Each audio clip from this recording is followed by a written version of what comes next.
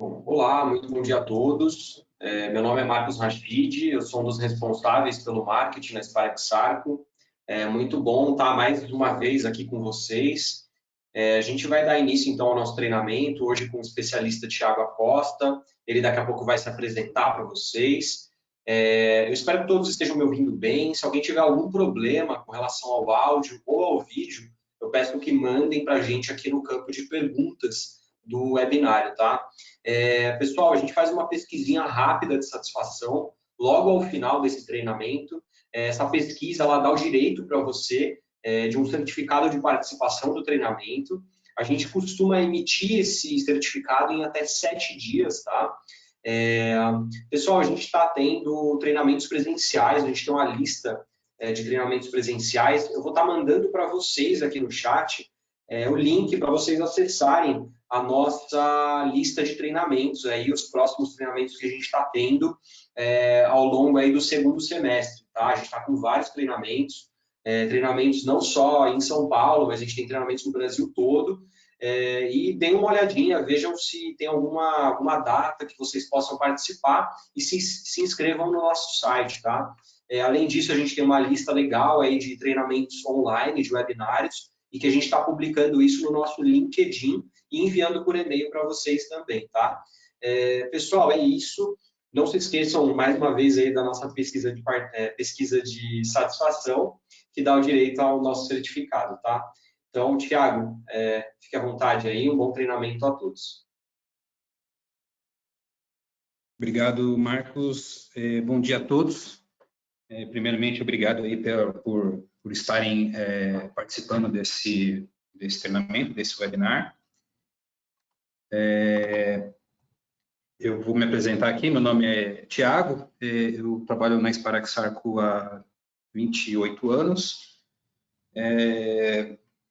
Estou atualmente atendendo os clientes do território nacional em alguns projetos específicos. Está aqui na tela os meus contatos, tá? O meu e-mail, o meu telefone corporativo. E caso alguém depois quiser fazer algum tipo de pergunta, algum tipo de questionamento, falar de alguma oportunidade que visualize após esse webinar, podem entrar em contato, tá bom? Vou falar um pouquinho da empresa.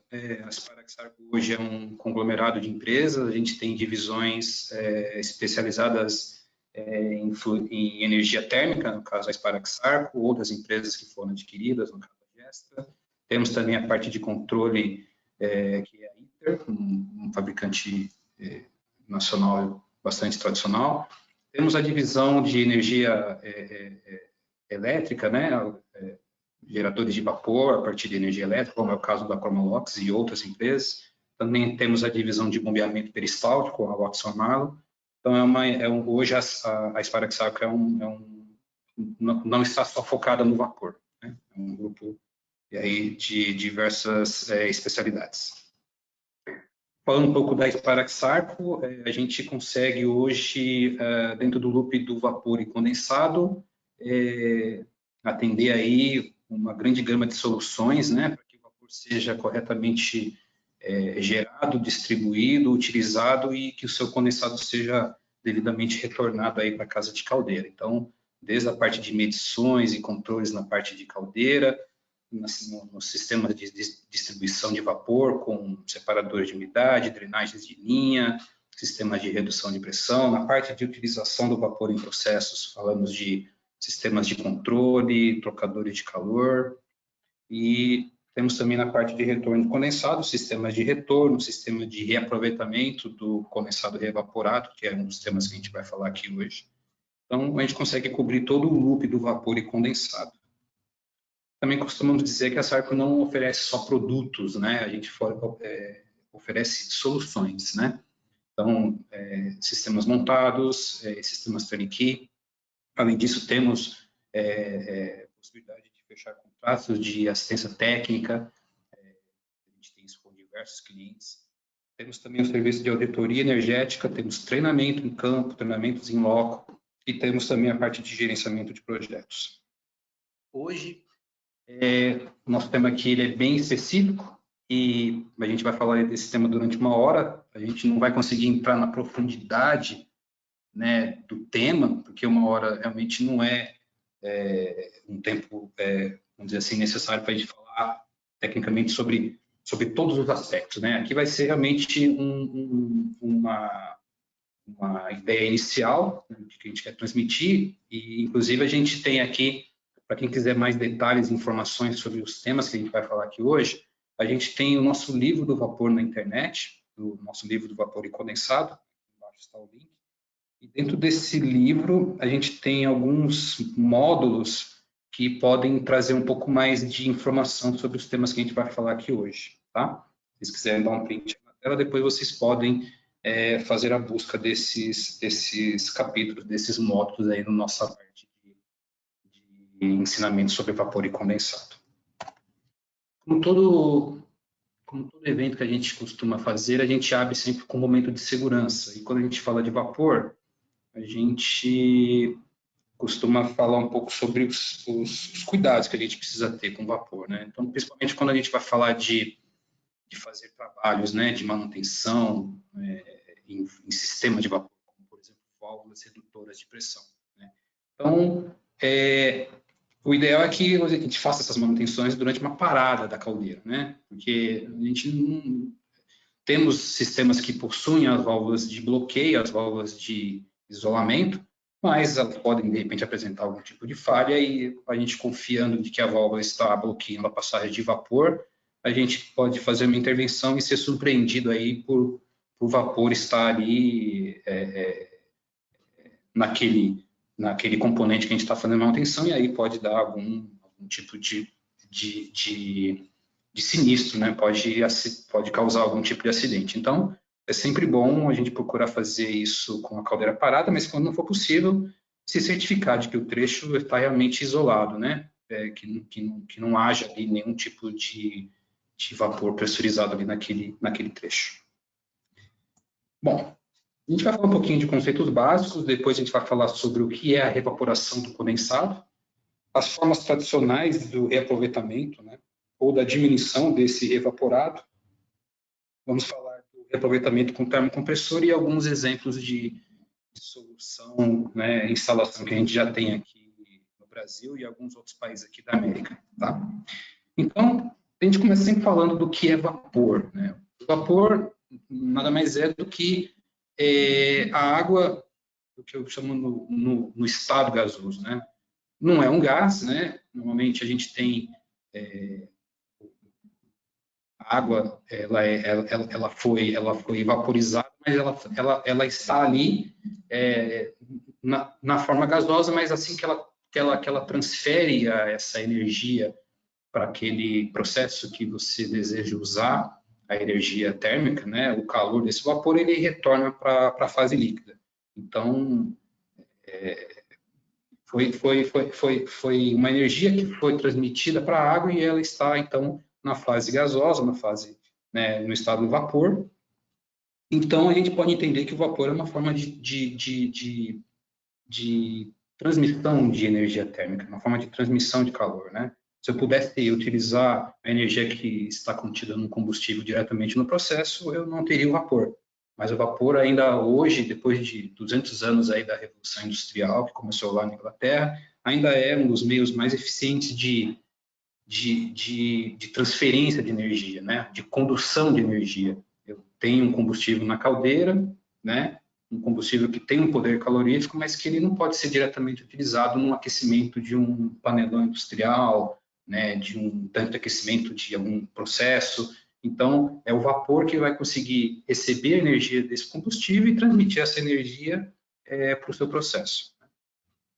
O interessante do vapor, do vapor d'água, é que ele tem uma evaporação e uma condensação também, né, a gente vai falar depois do ciclo inverso, a uma temperatura constante. Então, assim que a água chega na temperatura de ebulição,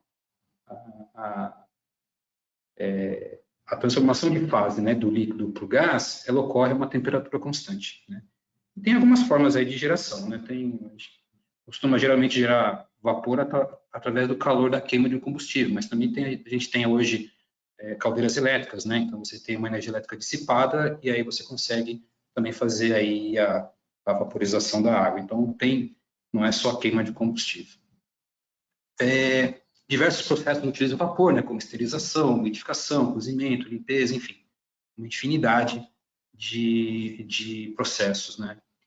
A gente está com uma campanha, né, mostrando que o vapor ele é uma tecnologia natural, né? A gente está conseguindo fazer a condução de energia através de um fluido que está aí em abundância na nossa natureza, né? Isso é uma das vantagens do vapor d'água, né? Porque você tem um excelente meio de transporte de energia, ele não deixa resíduo, quer dizer, tudo que fica após a transferência de energia do vapor é água, né? É condensado, é aquele vapor que se condensou e que pode ser recuperado e reutilizado. 1 quilo de vapor consegue transferir uma grande quantidade de energia, né? Se a gente for comparar com água, por exemplo, 1 quilo de água a uma temperatura de 100 graus tem 100 quilocalorias, ao passo que aquele mesmo quilo de água no estado gasoso tem 540 quilocalorias, então eu tenho muito mais energia, né? O vapor também flui naturalmente, né? Se eu proporcionar uma perda de carga através de uma tubulação, o vapor ele vai escoar por essa tubulação, né? Se houver esse diferencial de pressão, né? Essa perda de carga. Diferentemente de sistemas líquidos, por exemplo, que necessitam de bombas, né? Para fazer esse fluxo, né? Desse fluido. E também o vapor é uma forma muito eficiente de transferência de energia, né? A gente consegue muito mais transferência de calor através do vapor para um óleo ou com uma água, né, num trocador de calor, do que, por exemplo, utilizando água quente para fazer esse mesmo aquecimento desse fluido, né? O vapor é muito mais eficiente.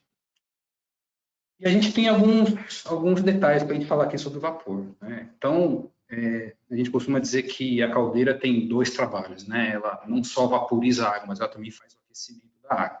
Então, normalmente a gente tem geração de vapor numa pressão acima da pressão atmosférica. Se eu gerar vapor, por exemplo, uma pressão de 10 kgf por centímetro quadrado, eu vou ter que elevar a temperatura da água até uma temperatura de aproximadamente 183 graus. Então, até o atingimento dessa temperatura, eu tenho a água no estado líquido. Chegou nessa temperatura, a água já não consegue mais receber energia e continuar no estado líquido. Então, aí vai começar a haver uma mudança de fase. E aí eu mostro aqui nesse gráfico que enquanto a água passa do estado líquido para o gasoso, toda essa transformação ela ocorre a uma temperatura constante, né? E aí, ao final desse processo, onde toda a água foi vaporizada, eu tenho um vapor 100% seco, ou eu posso dizer que o vapor está com título 100%, eu estou sem a presença de água no estado líquido naquela massa de vapor. Se eu ainda continuar adicionando energia nesse vapor que está saturado, daí eu vou ter, então, o início do vapor superaquecido, onde eu já não tenho uma relação conhecida entre pressão e temperatura, né? O interessante do vapor saturado é que para cada pressão eu tenho uma temperatura única de vaporização, né? Que aí eu mostro nesse gráfico aqui. Por exemplo, se eu tenho 1 bar atmosférico, né, ou 0 bar relativo, vamos dizer assim, manométrico, eu estou gerando vapor a uma temperatura de 100 graus, é como se você estivesse fervendo água na sua casa. A pressões mais altas, eu vou ter a geração a uma temperatura mais alta. Então, a 10 bar é 180, né? 10 bar absoluto ou 9 bar manométrico, eu tenho 180 e assim por diante. Com essas curvas conhecidas aqui, eu consigo desenhar o que a gente conhece como curva do vapor. Então, a gente tem aqui a quantidade de calor que eu precisei adicionar para a água chegar na temperatura de ebulição, né? Na hora que eu pego aqui a temperatura, esse é um gráfico de entalpia por temperatura. Então, eu tenho aqui a temperatura da água ou do vapor, e eu tenho aqui a entalpia que eu necessitei ou que eu tenho. Então, aqui eu tenho a energia que eu adicionei para chegar na temperatura de ebulição, e todo esse espaço aqui é a água já no estado gasoso, então isso aqui representa toda a energia que eu tenho no vapor. O interessante fato é que a gente costuma dizer que menores pressões têm maior entalpia do vapor. E nesse gráfico a gente consegue visualizar isso, né? Então, a gente consegue comparar esse trecho aqui dessa linha vermelha, que está aqui representando vapor a 1 bar absoluto. Se a gente comparar com esse trecho dessa linha aqui, ó, entre as duas linhas azuis, que é o vapor a 10 bar absoluto, a gente consegue ver que esse trecho aqui é maior do que esse trecho que está aqui em cima. Ou seja, o vapor a baixa pressão tem mais energia, né, na forma de vapor. Por que isso? Porque como eu precisei adicionar pouca energia para a água chegando à temperatura de ebulição, eu tenho mais energia disponível aqui no estado gasoso, no estado de vapor. A temperaturas mais altas, como eu já fui adicionando muita energia para a água chegar na temperatura de ebulição, necessito de pouca energia para depois conseguir fazer essa transformação de fase. E na hora que a gente consegue entender essa questão de quantidade de energia, né, para cada pressão, a gente consegue entender o que é o fenômeno da reevaporação do condensado. Aqui tem um exemplo em que eu estou usando vapor a 7 bar manômetro para fazer o aquecimento aí de um panelão industrial, por exemplo. E esse condensado, ele que se formou, né, depois que o vapor transmitiu o seu calor para esse panelão, né, de repente você está fazendo um cozimento aí de alguma refeição, né, o vapor transferiu a energia para esse produto que está sendo processado, ele voltou para o estado líquido e eu preciso remover esse condensado aqui desse equipamento para que mais vapor seja admitido, né? Então, a gente tem o purgador que vai fazer o trabalho de remoção desse condensado. A gente tem aqui um detalhe, porque o vapor a 7 bar nanômetro, ele está a uma temperatura acima dos 100 graus. E quando eu passo o condensado através de um purgador, normalmente ele encontra uma região em que a pressão ela está muito perto da pressão atmosférica. Ou seja, o condensado aqui estaria, no máximo, a uma temperatura de 100 graus. Então, existe aqui um excesso de energia, né? Porque você tem aqui um condensado que está aqui a aproximadamente 160 graus, por exemplo. Então, eu tenho aqui uma temperatura aqui de 165 graus, por exemplo. E aí, na hora que ele passa por um purgador, ele encontra uma região em que, pela pressão, a temperatura não pode passar de 100 graus. Então, aqui eu tenho um problema. Espera aí, eu estou com condensado a 165. E agora esse condensado não pode passar de 100 graus. O que acontece aqui?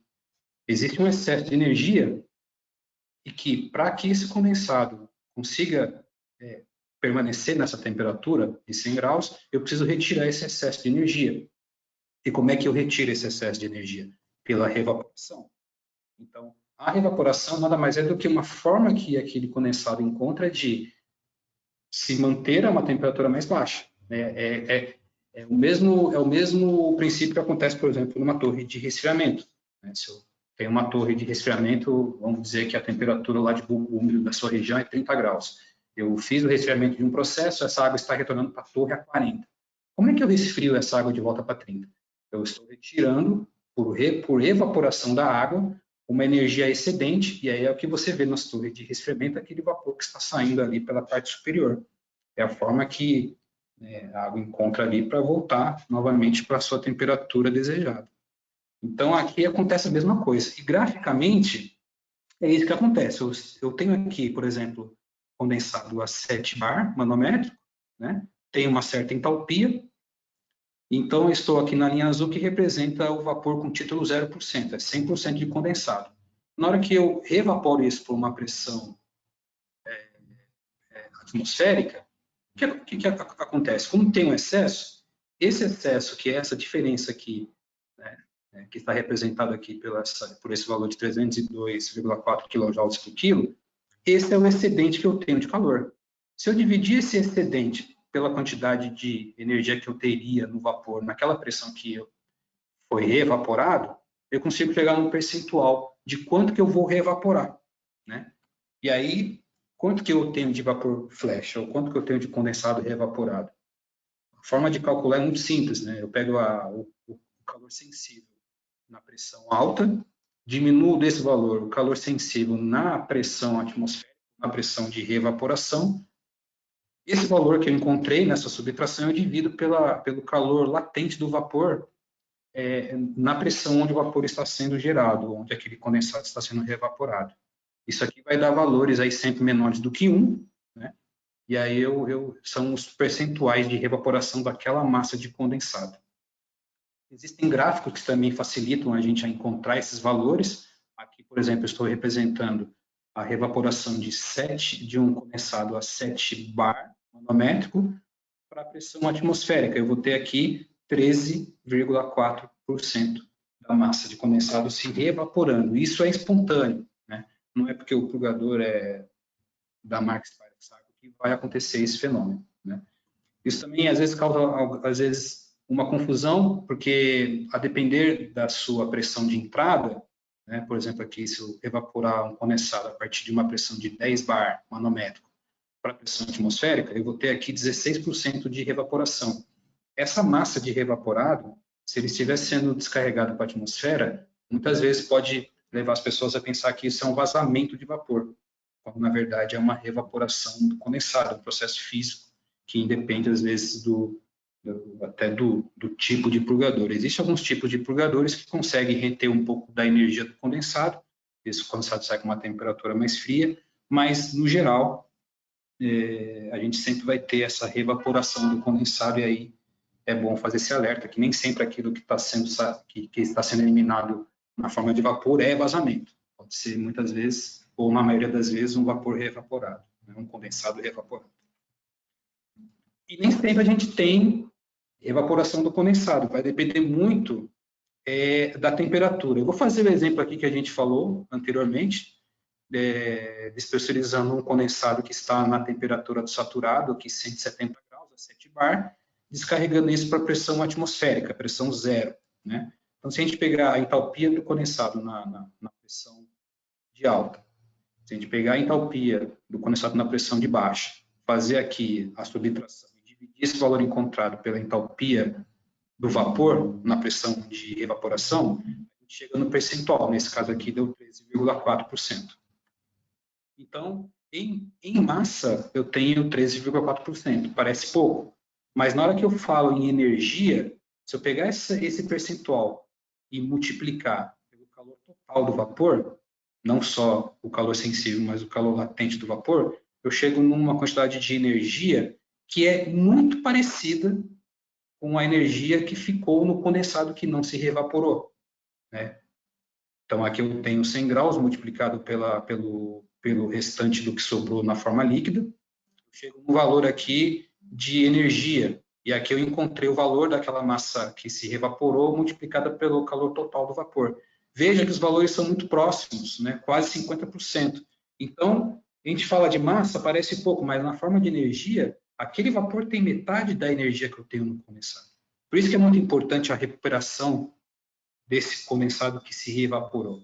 E quando a gente fala de volume, então, a comparação é ainda mais drástica, né? Porque o vapor está muito mais expandido, né? Ele ocupa um volume muito maior, então, está ocupando aí numa tubulação de retorno de condensado quase que a sua totalidade, né? Quase 100% aí da área disponível numa tubulação de retorno, normalmente já está quase 100% ocupada pelo condensado que se reevaporou. Eu até brinco, né?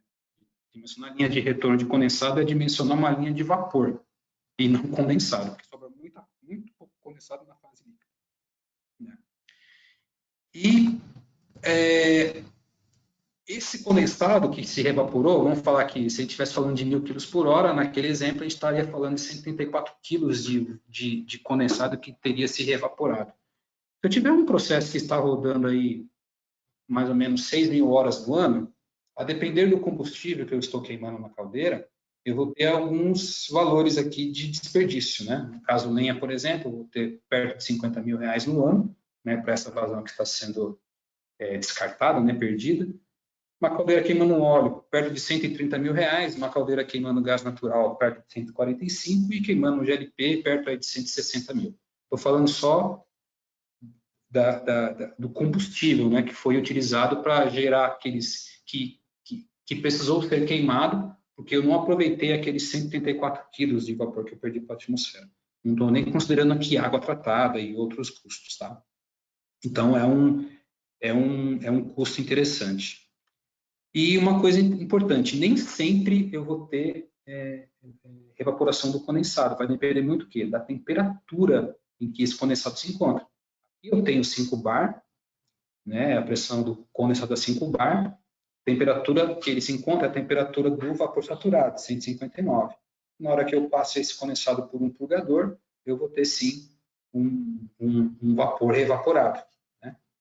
Agora, se eu tiver esse condensado subresfriado, aqui não vai haver evaporação. Por quê? Porque a temperatura aqui, por exemplo, está abaixo da temperatura que eu tenho para o vapor a uma pressão atmosférica. Aqui eu tenho vapor na pressão atmosférica sendo formado a 100 graus. Se eu tiver, não importa se eu tenho uma pressão alta do condensado, se esse condensado estiver uma temperatura muito baixa, se eu aproveitar essa energia, por exemplo, em alguma parte do processo, não vai haver o fenômeno da evaporação. Existem algumas formas tradicionais de reaproveitamento, né, desse condensado que se reevapora. Né?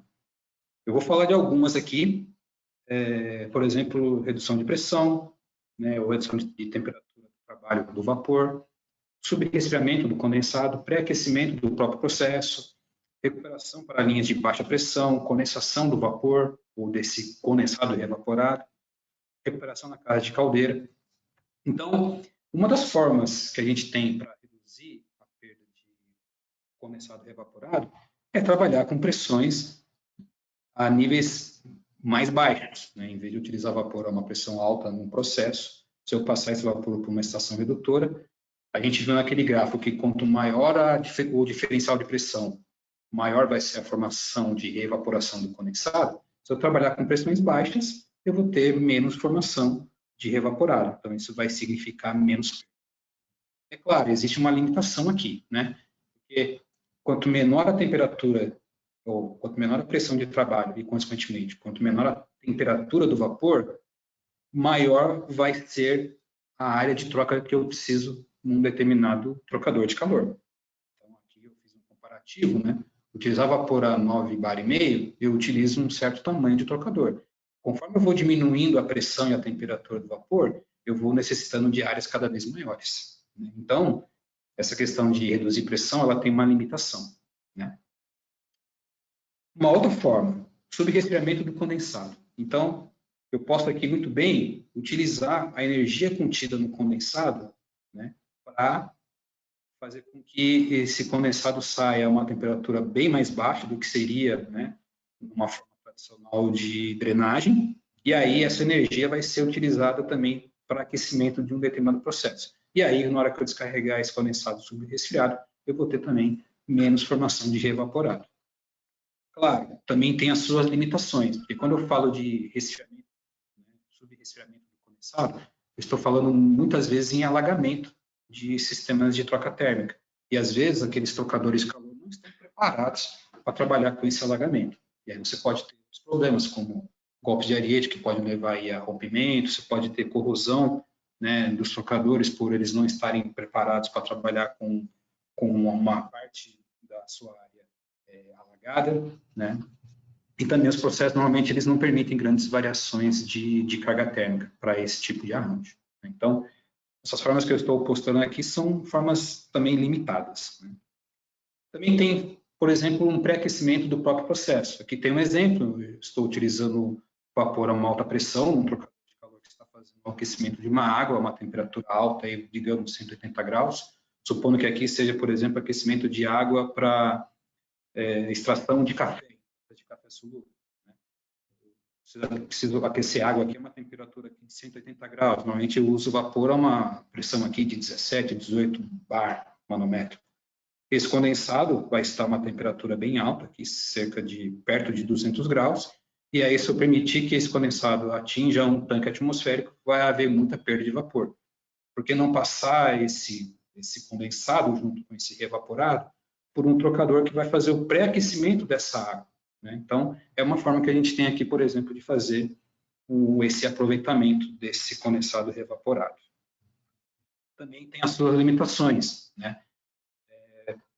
Esse processo dificilmente se aplica em processo com recirculação, porque recirculação normalmente significa líquido que vai ser aquecido a uma temperatura bem alta, o que não permite esse pré-aquecimento, né, com uma pressão baixa, né? Também exige, às vezes, interferência no processo. Por exemplo, nesse caso aqui, eu quero fazer o pré-aquecimento de ar que está sendo aquecido numa bateria de radiadores. Se eu quiser introduzir um quarto radiador aqui, né, eu preciso fazer uma intervenção bastante importante, né? Preciso parar o processo, introduzir um novo radiador, todos os dutos vão ter de ser retrabalhados, também tem uma questão aí que às vezes tem esse impedimento. Nem sempre o arranjo físico, então, permite alteração na instalação. Uma forma também bem clássica é você, vamos dizer assim, despressurizar esse condensado para uma pressão mais baixa, e onde essa pressão pode ser utilizada, né, em processos que estão utilizando pressões baixas. Por exemplo, eu tenho aqui radiadores que estão aquecendo o ar, digamos uma pressão aqui de 10 bar manômetro, o condensado aqui, que está chegando no plugador a uma temperatura de 183 graus aproximadamente, ele está sendo descarregado por um tanque de revaporação que está conectado a um header, trabalhando a uma pressão, digamos, de 2 bar manômetro. Então, possibilitei aqui a revaporação para um processo que está utilizando o vapor a uma pressão mais baixa do que aquela da onde o condensado de alta pressão foi proveniente. Então, aqui eu consigo fazer esse reaproveitamento. Também tem as limitações. Preciso ter processos que estão consumindo vapor a pressão menor e que normalmente estejam em concomitância, né? Não adianta eu ter formação de revaporado se aquele processo que está evaporado está em funcionamento e o outro que vai consumir não está funcionando. Se não houver essa concomitância, eu não vou conseguir fazer esse reaproveitamento. Uma outra forma é a gente fazer o quê? A condensação desse condensado revaporado. Aqui eu tenho, por exemplo, um tanque que está recebendo condensado, né? Esse tanque é um tanque atmosférico. Aqui eu estaria perdendo o condensado que estaria sendo formado pela evaporação. E próximo dali eu tenho um processo de aquecimento de água, por exemplo. Vamos falar de um exemplo bem comum, por exemplo, pasteurizadores de cerveja, né, em plantas cervejeiras, né? Em pasteurizadores mais modernos, né, eles contam com apenas um trocador, e esse trocador pode, então, receber a água, né, que vai ser usada ali no túnel de pasteurização. A gente poderia muito bem fazer o pré-aquecimento dessa água, né, antes de entrar no trocador principal. Essa água poderia passar por um trocador que iria condensar essa massa, né, de evaporado que está sendo formado aqui. Então, por exemplo, aqui é um trocador especial, né? É um trocador aqui que tem 5 conexões, né? Tem entrada e saída de água ou do fluido que está sendo aquecido. Tem a terceira via, que é a entrada de vapor. Tem a quarta via, que é a saída do condensado que se formou nesse processo de aquecimento. E tem uma quinta via, porque se de repente eu interromper o fluxo do vapor aqui, essa quinta via permite aqui que o vapor continue indo para a atmosfera. Então, é um sistema interessante que eu não vou pressurizar, né, a níveis muito altos este coletor, né, e eu tenho aqui a segurança de que se não tiver condensação, esse vapor continua indo para a atmosfera. É uma forma, mas eu também preciso encontrar um fluido que possa receber a energia desse condensado revaporado. Nem sempre há o fluido com vazão constante e a baixa temperatura para receber essa energia. Esse arranjo aqui também pode ser utilizado, né? Normalmente ele é utilizado dessa forma que eu estou mostrando aqui no meu laser pointer aqui, que é você utilizar um líquido qualquer, né? Normalmente sem tratamento químico, uma água de torre, por exemplo, em que esse arranjo é somente para que o vapor não seja descarregado num ambiente, por exemplo, fechado, onde poderia resultar numa condição insegura, né? Ou às vezes também para que não haja essa dissipação desse vapor para a atmosfera, que muitas vezes pode dar a ideia aí de uma planta, por exemplo, que contribui para aumento de poluição, por exemplo. Então, às vezes, uma planta dentro de uma comunidade tem essa preocupação também de evitar que vapor seja mandado para a atmosfera, também uma questão aí, vamos dizer assim, com o cuidado ambiental que essa empresa precisa passar perante aí a sociedade, né? Então, esse arranjo aqui, às vezes, também ele é feito, mas também não tem o aproveitamento da energia do vapor, né? Eu estou simplesmente condensando esse vapor sem uma utilização, né? Sem uma utilidade assim, para esse vapor, né? Para a energia contida nesse vapor. Né? Também a gente consegue fazer, por exemplo, a recuperação do evaporado em casa de caldeira, né? Também tem um outro arranjo com um trocador semelhante a esse que eu mostrei anteriormente, né? Que é um trocador que pode, por exemplo, condensar o vapor que está sendo descarregado para a atmosfera para fazer a degasagem da água, né? Em desairadores, né?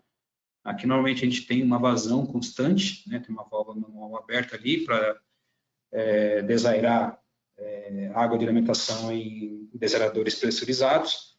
E normalmente a gente também usa vapor vivo para fazer o aquecimento dessa massa de água que vai ser utilizada para a geração de vapor na caldeira. Normalmente eu aqueço essa água aqui a temperaturas aí superiores a 25 graus e eu uso vapor. Então, aqui é uma forma também da gente fazer o aproveitamento, porque se eu estou utilizando água de complemento, né, em plantas que não tem, normalmente eu não tenho 100% de retorno de condensado, eu vou ter um complemento da vazão de água. Essa água, normalmente, ela então, uma temperatura nem sempre alta, né? Em muitos casos a temperatura é ambiente, e aí eu poderia muito bem fazer a condensação desse vapor, né? Fazendo o pré-aquecimento dessa água de complemento, né? E aí também eu consigo fazer aí um aproveitamento. É uma forma também bastante comum hoje em dia, né? A gente tem feito bastante sistemas para fazer esse aproveitamento, né? Também existem algumas limitações aqui. Claro, a gente costuma, nesse caso, ter uma elevada pressão na linha de retorno condensado. Para linhas de retorno muito longas, também a gente também tem uma perda de energia na condução desse revaporado lá do processo até o desaerador ou o tanque de retorno de condensado. Isso também pode representar uma perda muito grande pelas linhas de retorno de condensado. A gente sempre recomenda que o condensado revaporado que ele seja reutilizado o mais próximo possível da sua geração, né? E não sistemas tão distantes assim como, por exemplo, a casa de caldeira. É claro, se não houver forma de você reaproveitar esse revaporado no processo, né? Aí sim vamos tentar fazer essa recuperação na casa de caldeira. Mas a gente sempre visa você reutilizar o mais próximo possível do ponto aonde esse condensado alta pressão está sendo descarregado, porque é ali que a gente vai ter menos perdas, né, vamos dizer assim, por transporte desse condensado e desse vapor evaporado até a casa de caldeira. Também a gente tem problemas, às vezes, em sistemas de tanques de alimentação, onde ele não está preparado para trabalhar com uma temperatura muito alta. Às vezes eu não tenho, por exemplo, uma linha de retorno devidamente mergulhada dentro de um tanque de alimentação. E aí eu acabo tendo problemas aí de ruído e vibração se esse vapor, se esse condensado evaporado chega nesse tanque, ele não é devidamente introduzido no tanque. A gente tem sistemas de ingestão que podem, às vezes, atenuar esses problemas de ruído e de vibração. E, às vezes, mesmo a gente jogando esse reevaporado junto com o condensado lá no tanque de alimentação ou no desaerador, às vezes eu tenho uma energia excedente. Às vezes, a quantidade de vapor que eu utilizo para aquecer aquela massa de água até a temperatura de desaeração é menor do que a quantidade de reevaporado que está chegando. Então, eu ainda vou continuar tendo desperdício, né? Então, nem sempre essa solução também é a mais interessante. Existem outros sistemas, esse aqui é o último que eu vou falar antes de falar do professor, que é, por exemplo, um sistema que eu chamo de regeneração. O condensado que está chegando na casa de caldeira, ele aquece a água já pressurizada que está na caldeira. Então, é como se eu, por exemplo, estivesse pegando uma água a uma temperatura de 100 graus, depois de eu pressurizá-la, né, para uma pressão, digamos, 12 bar, que vai alimentar uma caldeira que está trabalhando a 10 bar e meio, essa água que já foi pressurizada e que está a 100 graus, pode receber agora uma energia para que ela chegue acima de 100 graus sem o risco dela vaporizar dentro daquela tubulação. Então, a água, depois de ganhar pressão, ela pode receber a energia do condensado que está chegando. Então, esse é um sistema também bem interessante. Também tem as suas limitações, né? Isso vai ocasionar uma elevação da pressão de retorno de condensado, e aí, de repente, algum plugador, por trabalhar com uma pressão diferencial menor, pode não dar mais vazão, né, em algum processo para aquele condensado que se formou. Também, se eu aquecer essa água antes dela entrar no economizador, uma caldeira que tem economizador de água, se eu entrar com uma água muito quente, o desempenho do economizador pode também diminuir. Então, aí, a gente tem sempre que fazer esse alerta. E a gente tem que fazer realmente uma avaliação bem detalhada do cenário para ver se a gente pode adotar essa solução. Então, essas formas que eu mostrei aqui são as formas mais tradicionais e eu costumo dizer, eu sempre vou focar em formas mais tradicionais antes de fazer o quê? Antes de fazer a utilização de um termocompressor para fazer essa recuperação ou esse reaproveitamento do condensado reevaporado. O termocompressor, ele é um equipamento que utiliza um vapor de alta pressão para comprimir um vapor de baixa pressão. E aí você vai ter uma pressão de descarga que vai ser uma pressão intermediária entre essas duas pressões. A gente chama de vapor motriz, que é o vapor de alta pressão, que normalmente vai entrar aqui por uma via. Esse vapor motriz vai succionar o vapor de baixa pressão, né? E aqui você vai ter a pressão de descarga. A depender desses deltas de pressão, a gente vai ter uma razão, né, entre o fluido motriz e o fluido que está sendo succionado.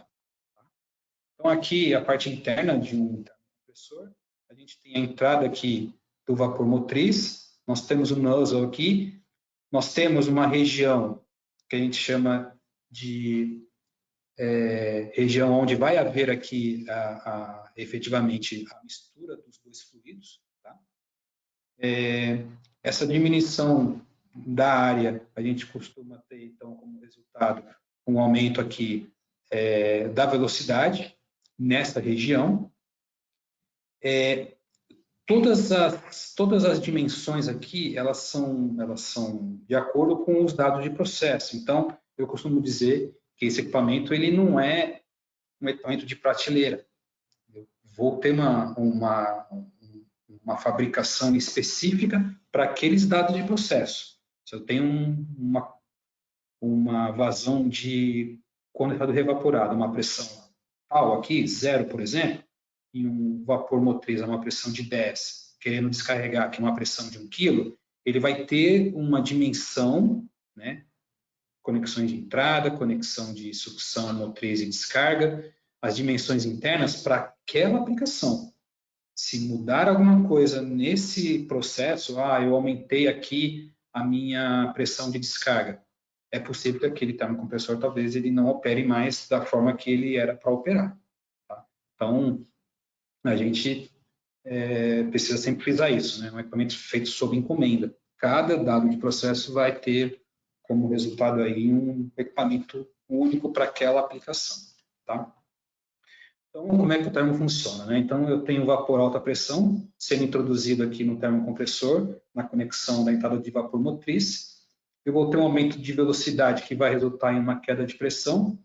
Esse aumento da energia cinética, né, esse aumento de velocidade que vai gerar essa zona de baixa pressão, ele é o que vai fazer o quê? A sucção desse vapor de baixa pressão. Tá? Então, aí o vapor vai ser succionado, vai ser introduzido no termocompressor. No difusor, o vapor de alta e o vapor de baixa eles se misturam, e aí, logo após aí, aquela região de estrangulamento, aí sim eu vou ter um vapor desacelerado, e aí eu vou ter o vapor descarregado na pressão que eu vou estar utilizando no meu processo. Tá? Como vantagem, eu costumo dizer que ele tem uma construção simples e robusta, uma diversidade de materiais de construção. Posso fabricar materiais para suportar um vapor motriz a temperaturas aí de 500 graus, por exemplo, né? Pressões de 63 bar, enfim, pressões altas e temperaturas altas vão exigir materiais em que esse termocompressor pode ser fabricado. É compacto, eu tenho baixo custo de utilização, né? Eu não tenho ali componentes que façam que a utilização seja onerosa. Não tem, normalmente, partes móveis, tem baixa manutenção, tem uma ampla gama de diâmetros disponíveis, possibilita a recuperação do revaporado para o próprio processo. Isso é bem interessante. Às vezes eu tenho revaporado formado e eu não tenho um processo que está funcionando de forma concomitante, né?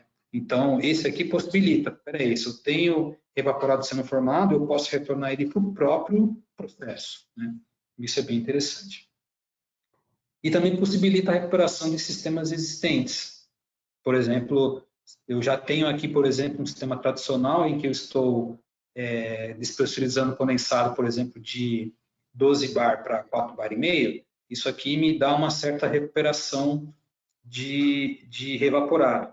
Se eu utilizar um termocompressor, eu poderia, de repente, despressurizar aquele condensado a uma pressão ainda mais baixa para ser recomprimida para a pressão de utilização. Então, eu aumento aqui a massa que está sendo recuperada.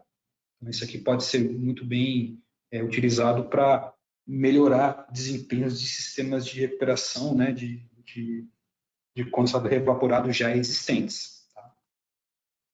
Eu tenho formas de controle que vão depender muito da condição de evaporação desse meu vapor de baixa, né?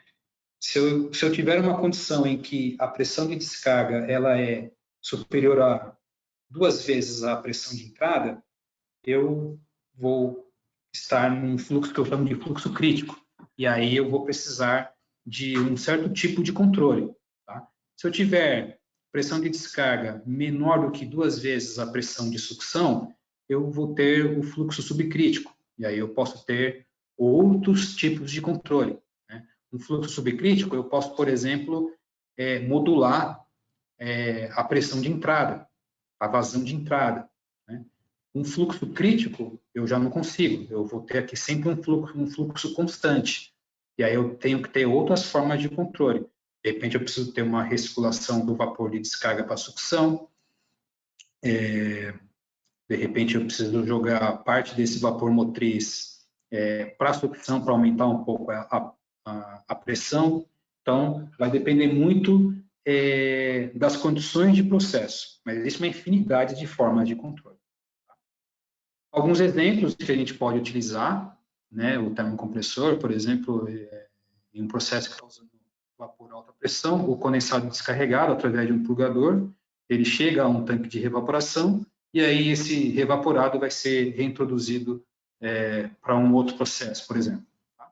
E aí o que sobrou de condensado remanescente dessa revaporação é enviado para a caldeira através de uma bomba ou através até de um próprio purgador. Vai depender muito dos dados de processo. Posso também fazer otimização em sistema de geração de energia elétrica, por exemplo. Né? Vamos supor que eu tenho aqui uma caldeira que está queimando licor negro e eu preciso fazer a sopragem de fuligem.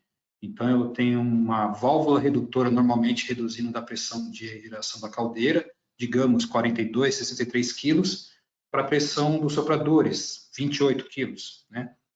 E numa planta de celulose eu tenho uma extração normalmente a 12 bar, e essa extração poderia muito bem ser parte dela utilizada para essa massa de vapor que eu estou usando para a sopragem de fuligem. Então eu diminuo um pouco a vazão que passa pela válvula redutora, e como eu vou reduzir uma massa de vapor que passa pela redutora, vai sobrar mais vapor para passar pela turbina. Então eu tenho aí um aumento de geração de energia elétrica, e aí é uma forma interessante de se otimizar sistemas de vapor. Alguns exemplos que a gente tem aqui no Brasil e na América, por exemplo, uma planta aqui alimentícia que está recuperando um vapor revaporado, né? um vapor flash a 6,5 bar para uma linha de 13 quilos com um vapor de 19. Tá? Eu estou succionando de 700 quilos de vapor, esse é o que foi usado no dimensionamento, na verdade eu estou conseguindo recuperar até mais, cerca de 800 quilos, e estou utilizando um vapor aqui um vapor motriz a uma vazão de 10.800. É um processo que consome cerca de 13.000 quilos de vapor. Então ainda fica um pouco de vazão que ela é complementada por uma válvula de controle. E é uma forma que eu tenho para permitir uma modulação do meu processo. Tá? Com benefício, diminuir a temperatura da água de alimentação lá do economizador. Por quê? Porque eu mandei menos energia lá para a casa de caldeira. Aqui também é uma solução semelhante, só que aqui eu utilizei um termocompressor de área variável, isso aqui é uma planta no Chile, tá? Em que eu estou recomprimindo um vapor a uma pressão de 2,5 bar para uma pressão de 4,5 bar, usando vapor motriz de 12. Tá? Então veja que aqui a pressão de descarga ela não é 2 vezes maior do que a pressão de sucção. Então aqui eu estou no fluxo crítico, o que me permitiu utilizar um termocompressor de área variável. Né? Tem um atuador aqui em cima. Tá? Como benefício também, a recuperação do condensado reevaporado que estava sendo perdido para a atmosfera. Então, um processo bem interessante também. Esse aqui apresentou um payback de 3 anos, um retorno de investimento de 3 anos, o mesmo caso anterior, nessa planta alimentícia no Brasil. Aqui uma planta de extração de óleo, eu também fiz a sucção do vapor a 1,5 bar para uma rede que está utilizando vapor a 4,5 bar, utilizando como vapor motriz, né, um vapor a 10 bar. Aqui é um fluxo crítico, então eu utilizei um termocompressor de área fixa. Tá? Também como benefício a diminuição do vapor que estava sendo aliviado para a atmosfera, um processo aqui que teve um retorno de investimento aí de cerca de 2 anos. Aqui também uma planta vulcanizadora de pneus, também utilizei aqui um termocompressor fixo, porque aqui é um fluxo bem crítico, uma recompressão de 3 bar manométrico para 11 bar manométrico, com vapor motriz a 19 bar manométrico. Tá? Também foi como benefício a diminuição do vapor sendo perdido para a atmosfera, um projeto que teve um retorno de investimento aí perto de 3 anos. Esse aqui foi um grande sucesso, esse cliente já fez a aquisição de um processo, deu certo, acabou fazendo agora a aquisição de mais 2 sistemas, né? Então se mostrou bastante eficiente esse projeto. Aqui também existe uma forma da gente fazer a recuperação de revaporado de coletores de bombas de retorno de condensado, né? A gente faz o reaproveitamento em sistemas que já têm uma redução de pressão. Tá? Então, aqui também é um sistema normalmente crítico, estou revaporando de praticamente atmosférico para 2,5, com vapor motriz a 10. Então, aqui também é uma forma de você diminuir o descarte de revaporado para a atmosfera, que às vezes isso está dentro de uma área de processo, então também acaba resultando em aumento de segurança operacional. Um projeto que também tem um retorno de investimento aí de cerca de 2 anos. A gente precisa de alguns dados por dimensionamento, como a vazão que a gente quer recuperar, a pressão em que esse vapor está sendo descartado hoje, perdido, a pressão do vapor motriz, a pressão de descarga que eu quero para esse vapor e a vazão de processo. Eu não posso ter aqui a soma do vapor motriz e a vazão de sucção. Isso aqui, essas 2 vazões vão resultar na vazão de descarga. Eu não posso ter uma vazão de descarga maior do que a vazão de processo, né? Senão eu vou também acabar jogando vapor lá na frente fora. Então, a gente precisa saber desses dados, tá? Na verdade, é o que eu disse no início, pessoal. Aqui é um tempo muito curto para a gente falar de um tema bastante complexo, né? A gente tem a intenção aqui de dar um pontapé inicial para esse assunto. E se vocês tiverem, então, oportunidades, se vocês estão vislumbrando oportunidades a partir desse treinamento, daí vocês poderiam, sim, entrar em contato para que a gente possa fazer os cálculos e ver se a aplicação do termocompressor, no seu caso, ela é possível, né? Se ela é aplicável. Eu termino aqui, eu vou passar a palavra novamente para o Marcos Rachid, talvez ele tenha algumas perguntas que foram feitas aí durante o webinar, se a gente tiver condições de responder, senão a gente faz as consultas e responde depois. Thiago, obrigado pela apresentação. Tem perguntas sim. A primeira é em relação à qualidade do vapor. Então, existe alguma possibilidade da gente ter um vapor de baixa qualidade a partir da saída do termocompressor? Na verdade, vai depender muito da qualidade do vapor motriz que você tem, porque, na verdade, a depender da vazão do vapor motriz e da qualidade desse vapor que está entrando, né? Quando eu falo qualidade, eu falo do título do vapor, né? O quão seco está esse vapor na entrada do vapor motriz. Na verdade, na saída eu vou ter até um vapor levemente superaquecido. Tá? Mas isso não é uma desvantagem. Na verdade, quando eu falo levemente superaquecido, vamos imaginar que eu tenha hoje uma redutora atualmente fazendo trabalho de redução de pressão de 10 bar para 2 bar. Eu tenho aqui a chance de ter um vapor superaquecido. Se eu estiver fazendo a mesma redução com um termocompressor, recuperando uma massa de vapor a baixa pressão, esse superaquecimento vai ser menor com o termocompressor em comparação com a válvula redutora que já estava sendo utilizada. Então, isso é até uma vantagem aqui de ter um risco de superaquecimento menor do que quando eu estou usando uma válvula redutora. Tá? Então, não sei se eu respondi, mas vai depender muito da qualidade do vapor que está entrando, né, no vapor motriz e dessa relação também, né? Vapor motriz, massa de vapor motriz pela massa de vapor succionado. Legal, Thiago. Uma segunda pergunta, existe a possibilidade, né, de recuperar o vapor gerado a partir da evaporação de água de processo usando, né, o termocompressor? Isso também vai depender muito de como esse vapor que está sendo formado aí por uma evaporação de líquido aí de um processo, como é que ela vai ser introduzida novamente no processo. Se for, por exemplo, uma injeção direta, a gente entende que sim. Agora, se for uma recuperação utilizando esse vapor na forma indireta, né, num trocador de calor, a gente precisa avaliar muito bem, porque normalmente esse vapor que está sendo formado através da evaporação de água de um processo, né, um vapor vegetal, ele pode ter contaminantes. E aí, esse contaminante pode, se ele retornar para a caldeira, de repente você pode ter um problema lá na geração. Né? Então, precisa ser muito bem avaliado. Legal. Uma outra pergunta é, o vapor com maior concentração de condensado, ele pode agregar maiores perdas no termocompressor?